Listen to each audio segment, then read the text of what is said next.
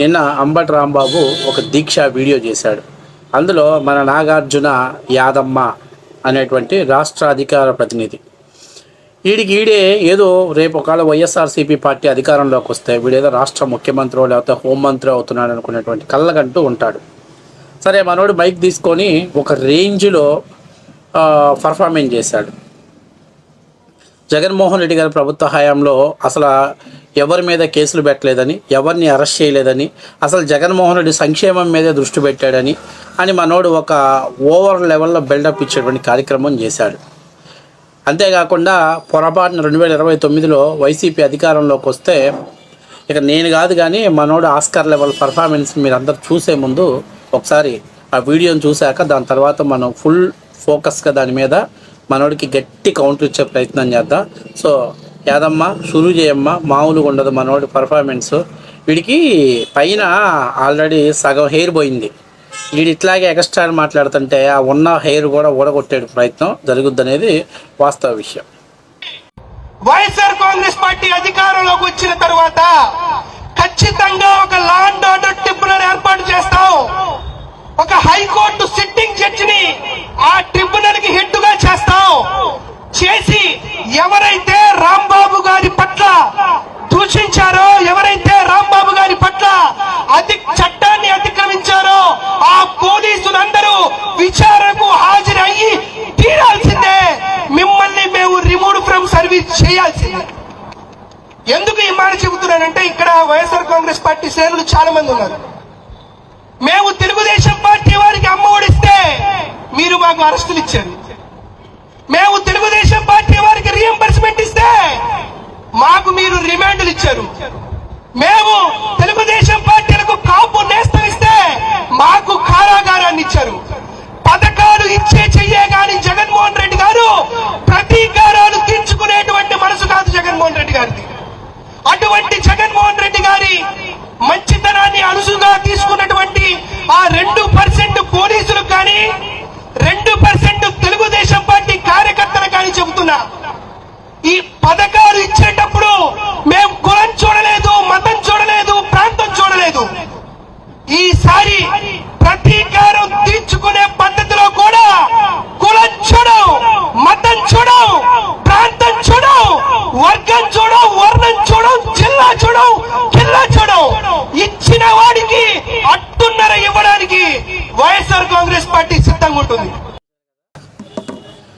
ఇచ్చినవమ్మ వాయనం, పుచ్చుకుంటివమ్మ వాయనం, అంతే కదా యాదమ్మక్క? ఏంటమ్మా, మీ ప్రభుత్వ హయాంలో కులం చూడలేదు, మతం చూడలేదు, ప్రాంతం చూడలేదు. మీరు అమ్మ ఒడి అందరికీ ఇచ్చారు. మీరు అసలు ఎప్పుడు అరెస్టులు, అసలు ప్రతీకారం జోలికి జగన్మోహన్ రెడ్డి పోలేదు. ప్రజావేదికని నీ అమ్మ మొగుడు కూల్చారా? ఎందుకు కూల్చారు ప్రజావేదికని? పల్లా శ్రీనివాసరావు గారి బిల్డింగ్ ఎందుకు కూల్చారు? అట్లాగే చింతకాయల అయ్యన్న పాత్రుడు గారి ఇల్లు అర్ధరాత్రి పూట గోడ బద్దలు కొట్టుకొని లోపలికి పోలీసులు ఎందుకు వెళ్ళారు? అట్లాగే అచ్చెన్నాయుడు గారికి ఆపరేషన్ జరిగి హాస్పిటల్లో ఉంటే ఆయన ఎలా అరెస్ట్ చేశారు? చింతమనేని ప్రభాకర్ గారిని ఎన్నిసార్లు అరెస్ట్ చేశారు? అరే, ఏదన్నా మాట్లాడితే అక్కయ్యగా చెప్తే వినేటట్టు ఉండాలి. అంతేగాని జనాలు వీడేదో మాట్లాడుతున్నాడు ఎర్రి పువ్వుగాడు అనేటట్లు అనేది అర్థం చేసుకునేటట్టు ఉండకూడదు. 2019, 2024 వరకు మీరు ఏదైతే చేశారో దానికి ఈరోజు కర్మఫలాన్ని అనుభవిస్తున్నారు. తెలుగుదేశం పార్టీ కేంద్ర కార్యాలయం మీద నీ అమ్మ మొగుడు దాడి చేశాడా? చంద్రబాబు నాయుడు ఇంటి మీద నీ అమ్మ మొగుడు దాడి చేశాడా? అంటే ఇంకా ఎందుకంటే మనం కూడా యూట్యూబ్లో ఎక్కడైనా పబ్లిక్లో మాట్లాడేటప్పుడు కొన్ని సెన్సార్ ప్రాబ్లమ్స్ ఉంటాయనే ఉద్దేశంతో మనం కొంత కంట్రోల్గా మాట్లాడతాం. కానీ ఈ సంస్కారహీనులు ఏమనుకుంటారంటే వీడింత కంట్రోల్గా మాట్లాడుతున్నాడంటే బహుశా వీళ్ళకి బూతులు రావేమోలే అనేటువంటి ఫీలింగ్లో వాళ్ళు బతుకుతుంటారు. మనం నోరు తెలిసి బూతులు మాట్లాడి ఒక్కసారి ఆ సంసారాన్ని పక్కన పెట్టి మాట్లాడేమనుకో వీళ్ళందరూ ఉరేసుకొని చేస్తారు. వీడేమంటాడు, 2029లో మా ప్రభుత్వం అధికారంలోకి వస్తే కులం చూడం, ప్రాంతం చూడం, జిల్లా చూడం, వర్గం చూడం అని చెప్పేసి మాట్లాడుతున్నాడు. అలాగే నేను కూడా ఏం చెప్తున్నానంటే 2029లో నువ్వు ఇలాగే కళ్ళగంటా ఉండు. ఒకవేళ మీ ప్రభుత్వం అధికారంలోకి వస్తే వేదన కూడా చూడమాక, ఎందుకంటే వీళ్ళు మీ బ్యాచ్ కదా. కాబట్టి నేను చెప్పేది ఏంటంటే నాగార్జున యాదమ్మ సెన్సార్ ప్రాబ్లం ఉందని నేను ఇంకా అంతకంటే ఎక్కువ మాట్లాడదలుచుకోవట్లేదు. మరి ఫస్ట్ ఆఫ్ ఆల్ ఈ ఓవర్ బిల్డప్ మాటలన్నీ బంద్ చేసి ఫస్ట్ ఏదైనా కడుపుకి 4 రూపాయలు డబ్బులు వచ్చడం కోసం బతకడం కోసం ఏదైనా పని చేసుకొని బతకరా బేవర్స్ మొహం కూడా. అర్థమైందా? నేను అడుగుతుంది ఏంటంటే 2019 నుంచి 2024 వరకు రాష్ట్రంలో మీరు రాజారెడ్డి రాజ్యాంగాన్ని నడిపారు. ఇవాళ మీరు పెద్ద పత్తితుల్లాగా మీడియా ముందుకు వచ్చి మేమేం చేయలేదు, వాళ్ళకి అమ్మఒడి ఇస్తే మాకు అరెస్టులు ఇచ్చాడు.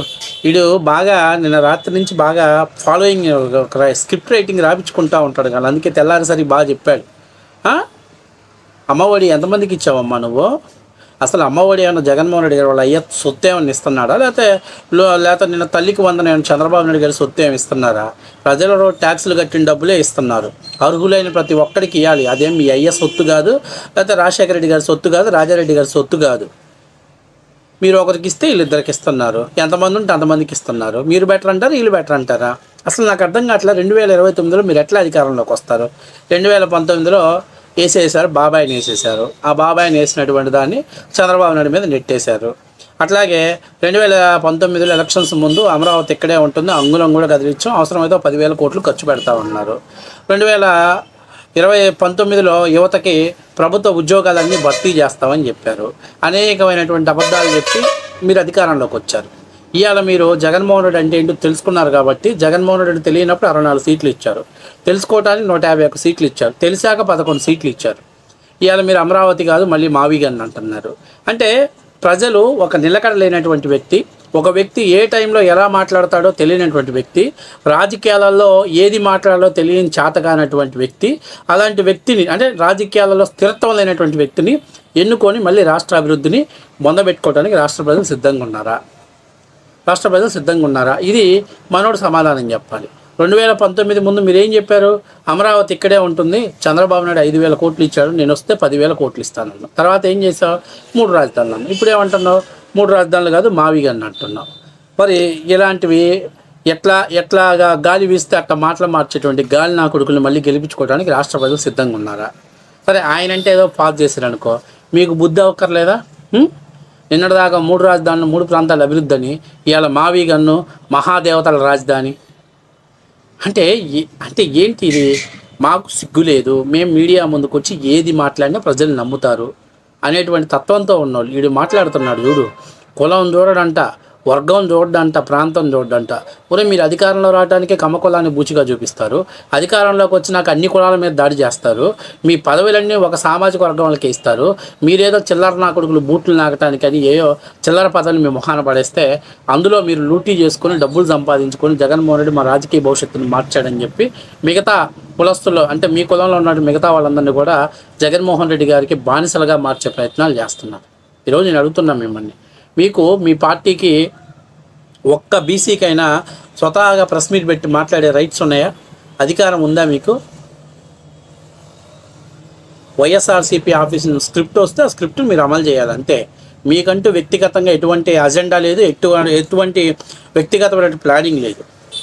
వీళ్ళు కూడా రేపు 29లో మళ్ళీ అధికారంలోకి వస్తాడు. వీడు అంటున్నాడు శోభనం గదిలో బోరా పెళ్లి కొడక అని అంటే నాకు ఇంకా లెగవలేదు, లెగిస్తే మంచాలు ఎరగొడతాను అన్నాడంట.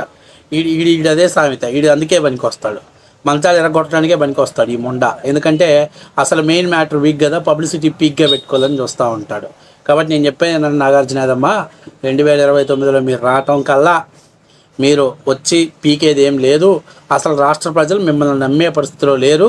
ముఖ్యంగా చెప్తున్నా, రాయలసీమలోనే మీకు ఈసారి ఘోర పరాజయం, ఓడిపోవటానికి సిద్ధంగా ఉండండి. అట్లాగే మాట చెప్తున్నా, నువ్వు మీడియా ముందు మైక్ ముందు ఓవర్గా రెచ్చిపోయావు అనుకో, తొందరలో బొక్కలోకి వెళ్ళి మొన్నేదో అంబటి రాంబాబు అని నా కాలు పంగ చీల్చారని నీ చీల్చారనుకో అసలే 0.5 దానితోడు 0.25కి మారావనుకో ఇంకా చండాలంగా ఉంటుంది. కాబట్టి నేను చెప్పేది ఏంటంటే, రకాయ్ నీకు ఈ రాజకీయాలు అనవసరం. నువ్వు ఏదో మీడియా ముందు మాట్లాడమన్నారు మాట్లాడి కానీ ఈ ఓవర్ బిల్డప్లు అంటే మీ మీద పగ తెచ్చుకోవటానికి, మీ మీద ఎవరైతే దాడి చేశారో వాళ్ళు పగ తెచ్చుకోవటానికి సింగిల్ హైకోర్టు జడ్జిని పెడతారంట. మరి మీరు చేసిన దాడులను విచారణ చేయడానికి హైకోర్టు జడ్జిని పెట్టే దమ్ముందా?